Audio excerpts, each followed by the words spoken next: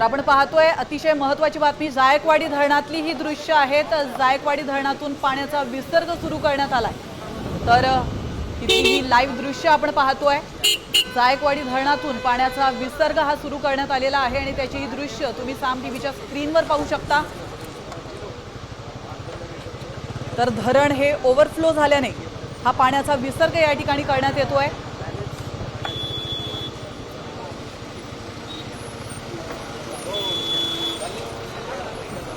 पण लक्ष ठेवा। जायकवाडी धरणातून आता पाण्याचा विसर्ग सुरू करण्यात आलेला आहे। धरणाचे 18 दरवाजे अर्ध्या फुटाने उघडण्यात आलेत आणि तिथली ही दृश्य आपण पाहतोय। तब्बल 18 दरवाजे हे अर्ध्या फुटाने उघडण्यात आलेले आहेत आणि तिथली ही दृश्य तुम्ही साम टीव्हीच्या स्क्रीनवर पाहू शकता। हे धरण ओव्हरफ्लो होत असल्याने आणि पाण्याचा साठा या ठिकाणी वाढल्याने अखेर पाण्याचा विसर्ग सुरू करण्यात आलाय।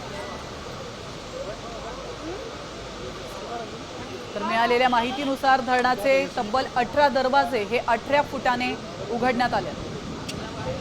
आता isakal.com आहे देशातील नंबर 1 ची मराठी न्यूज वेबसाईट।